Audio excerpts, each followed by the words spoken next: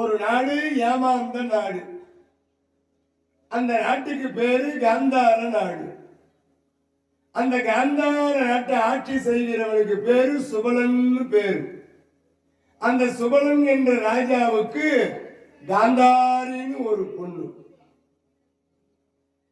100 ஆண் பிள்ளைகள். அந்த சுபலன் என்கின்ற அரசனுக்கு 100 ஆண் பிள்ளைகள். அதுல மூத்தவன் பேரு சகுனி. காந்தார நாட்டு ராஜா சுபலன், அவனுக்கு பெண் காந்தாரி. 100 ஆண் பிள்ளைகள் அந்த சுபலனுக்கு. இப்படி சிறப்பாக ஆட்சி செய்து வருகிறார் காந்தார தேசத்து ராஜா. அந்த நாட்டில் போய் பொண்ணு கேட்கிறாங்கப்பா. பீஷ்மாச்சாரி தன்னுடைய படைத்துணைகளை அழைத்துக் கொண்டு போய் சிறப்பான முறையிலே அந்த அரசன் சுபலன் காந்தார தேசத்து ராஜா இடத்திலே பொண்ணு கேட்கிறாங்க. அந்த காந்தார மன்னன் சம்மதம் தெரிவித்தார். என்ன காரணம்? அஸ்தினாபுரியின் இளவரசன் திருதராட்டினன்,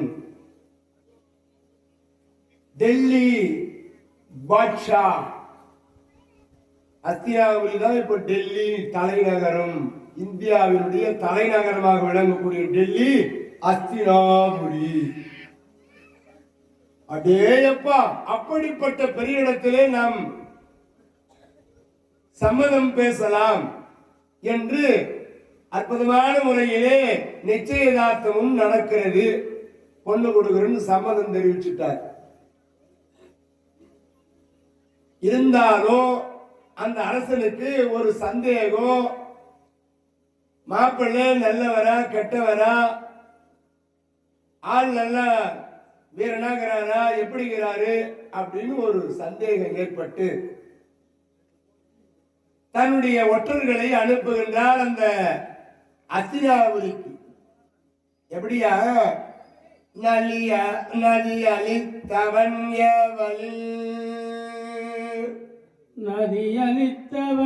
எவளின் தூதர் போய் நயந்து,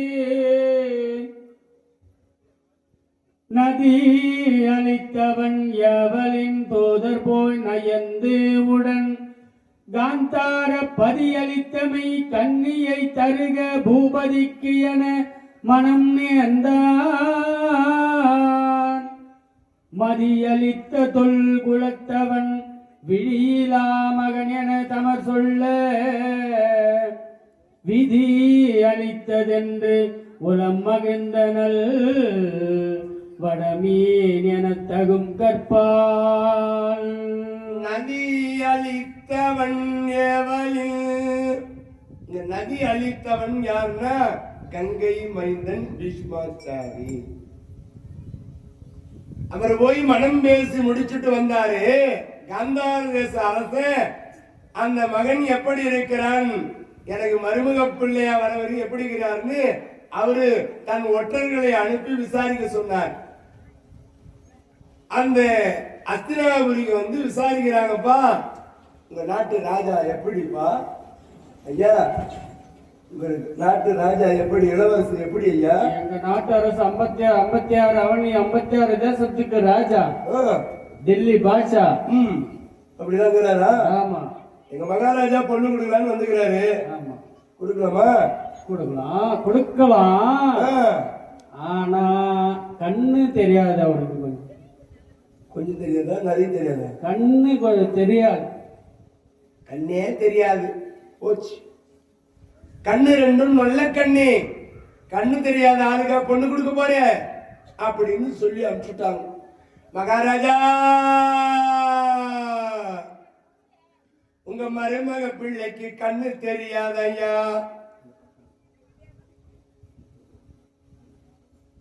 உங்க மருமக பிள்ளைக்கு கண்ணு தெரியாதா?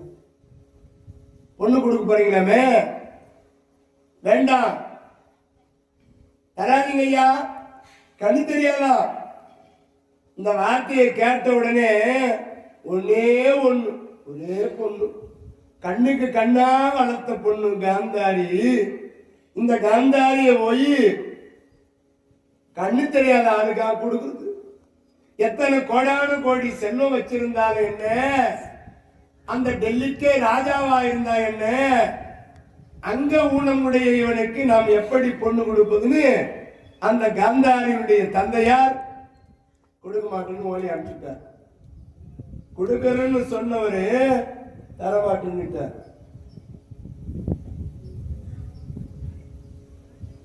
இப்போ பக்கத்துல இருந்து அந்த தந்தை சொல்ல கேட்டுக்கொண்டிருந்த காந்தாரி பார்த்தா, அப்பா எப்பொழுது அந்த நாட்டு அரசனுக்குத்தான் என்னை மனமுடிப்பது என்று பேசினீர்களோ அப்பவே நான் அவரை கணவன்னு நினைச்சிட்டோம்பா. கட்டனா அவர் தான்பா கட்டுவேன், இல்லனா நான் உயிர் வாழ மாட்டேன். அப்பா எப்ப நிச்சயதார்த்தம் பண்ணிட்டீங்களோ அப்பவே எனக்கு அவர் கணவன் ஆயிட்டார். மதியளித்த தொல் குலத்தவன் விழியிலா மகன் என தமிழ் சொல்ல விதி அளித்ததென்று உளம் மகிழ்ந்தனல் வடமீன் என தகும் கற்பால். வடமீனுக்கு ஒப்பால் என் கணவன் காணாத உலகத்தை, என் கணவன் காணாத உலகத்தை நான் காண மாட்டேன் என்று சமைத்து பட்டம் ஒன்றை எடுத்து அந்த பட்டாடையினாலே தன் கண்களை கட்டி கொண்டாள். ராதாரமண கோவிந்தா. இமைத்த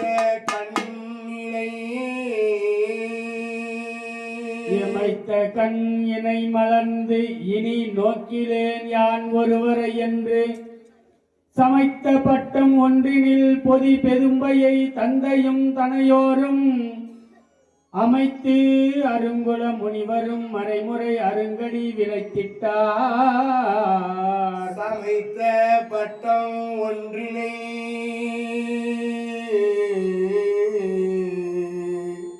அப்பா என் கணவன் காணாத இந்த உலகத்தை நான் காண மாட்டேன் அப்பா. எப்பொழுது எனக்கு மனம் பேசி அந்த அத்தினாபுரியினுடைய இளவரசன் திருதராட்டினருக்கு என்னை மனம் பேசி முடித்தீர்களோ அப்பவே எனக்கு அவர் கணவன் ஆகிவிட்டார். கணவன் காணாத இந்த உலகத்தை இனி நான் காண மாட்டேன் என்று இந்த காந்தாரி தன்னுடைய கண்களை ஒரு சமைத்து பட்டம் என்கின்ற ஒரு பட்டாடை எடுத்து தன் கண்களிலே கட்டி கொண்டாளாம். அதனால்தான் இந்த பெண்ணை வடமீனுக்கு ஒப்பானவள். அமைத்து அருங்குல முனிவரும் மறைமுறை அருங்கடி விளைத்திட்டார். சுமைத்தராபதி மதியவள் ரோகிணி என்னவே தொழத்தக்கார். ரோகிணி என்னவே தொழத்தக்கார். இந்த சந்திர வம்சத்திலே சந்திரனுக்கு 27 மனைவிமார்களிலே ரோகிணி என்பவள் கணவனுக்கேற்ற மனைவியாக இருந்து பத்தினித்தன்மையோடு வாழ்ந்தாலே அந்த ரோகிணிக்கு ஒப்பானவள் என்று இந்த பரம்பரையிலே இவள் வடமீனுக்கு ஒப்பானவள், அருந்ததிக்கு நிகரான பெண் என்று இவளை எல்லோரும் புகழ்ந்தார்களா. காந்தாரிய நம்ம தான் காந்தாரி மோசமானவோ, எப்படியா பட்டவளா இருப்பா பாரிவோ, நாசக்காரி மோசக்காரி அப்படிலாம் நம்ம சொல்றோம். இந்த காலத்திலே கணவனுக்கு பார்வை இல்லை என்று சொன்னால் ஒரு மனைவியானவள் வாழ்வாளா?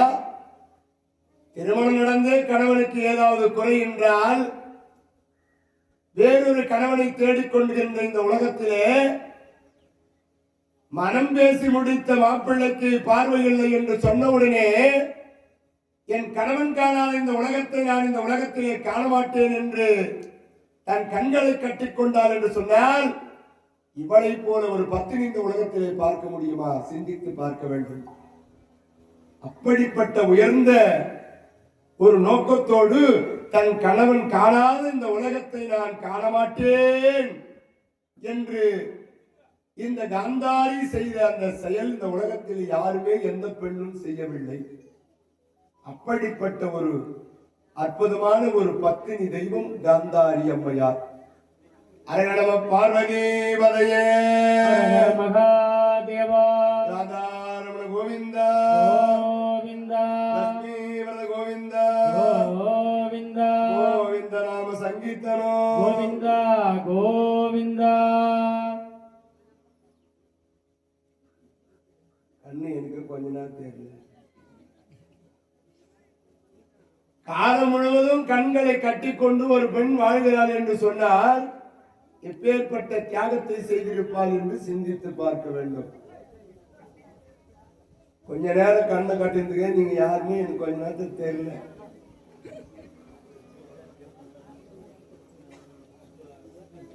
எவ்வளவு உயர்வுடைய குணம் இருக்க வேண்டும். அந்த காந்தாரி செய்த இந்த செயல் இந்த உலகத்திலே போற்றும்படியாக விளங்குகின்றது இந்த மகாபாரத காவியத்திலே.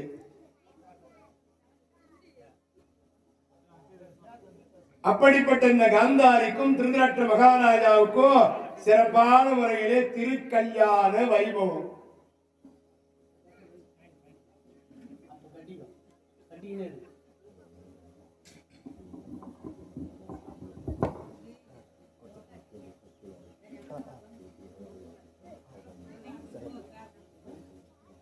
இப்போ சிறப்பான கல்யாண வைபவம் அந்த அஸ்தினாபுரியிலே திருதராஷ்டிர மகாராஜாவுக்கும் காந்தாரிக்கும் கல்யாணம். இந்த கல்யாணத்துல ஒரு சிறப்பு செய்யணும் இல்லையா, எல்லாருக்கும் பானகம் கொடுக்குறாங்க.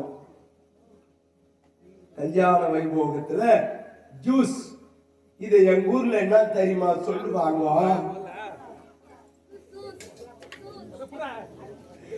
அதுதான் எங்க ஊர்ல நல்ல பேர் இருக்குது.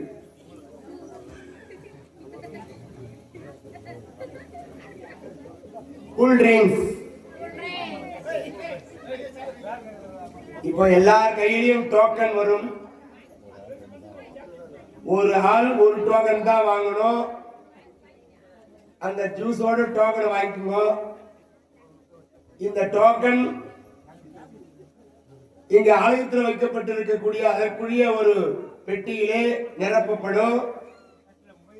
அது எந்த நேரத்தில் நாங்க எடுப்போம்னு தெரியாது, ஆனா எடுப்போம். 3 சீட்டுகள் குழந்தைகள் கரத்தாலே எடுக்கப்படும். எடுத்த எந்த எண் வருகிறதோ முதல் பரிசு, 2ஆம் பரிசு, 3ஆம் பரிசு. ஒரு விசித்திரமான ஒரு நிகழ்வை மகாபாரதத்திலே நமது ராந்தம் கிராமத்திலே சிறப்பான முறையிலே ஏற்பாடு செய்திருக்கிறார்கள். வரவேற்கத்தக்க ஒரு நிகழ்ச்சி. வந்து கேட்பவர்கள், பார்ப்பவர்கள், நிகழ்ச்சியிலே கலந்து கொள்ளுபவர்கள், இவர்களுக்கெல்லாம் கூட ஒரு அன்பளிப்பு செய்ய வேண்டும். யாருக்கு அதிர்ஷ்டம் இருக்கிறதோ, அம்பாளுடைய அருள் இருக்கிறதோ, அந்த 3 எண்கள் உடைய முதல் பரிசு, 2ஆம் பரிசு, 3ஆம் பரிசு என்று நமது விழாக்குழுடைய சார்பாக இந்த நிகழ்வை ஏற்படுத்தியிருக்கிறார்கள். இதற்கான தொகை ஒரு முதல் பரிசு ஒரு 300 ரூபாய் மதிக்கத்தக்க, 2வது பரிசு ஒரு 200 ரூபாய் மதிக்கத்தக்க, 3வது பரிசு ஒரு 100 ரூபாய் மதிக்கத்தக்க பரிசு. முதல்ல 300 ரூபாய், 2வது 200 ரூபாய், அடுத்தது 100 ரூபாய். இது நாளடைவில் அதிகமாக கூட ஆகலாம். ஸ்கூட்டி 35,000 ரூபாய் ஸ்கூட்டி முதல் பரிசு, அப்படிலாம் கூட வைக்கலாம். அந்த பேட்டரி ஸ்கூட்டி வருதே, அது கூட ஒரு பரிசு நாங்கள் கொடுக்குறோமான்னு கூட வரலாம். அது பின்னாடி காலத்துக்கு தெரியும். ஆமாம், ஐயா சீட்டை போட்டார். குழுக்கள் முறையில் சிறப்பு சிறப்பு.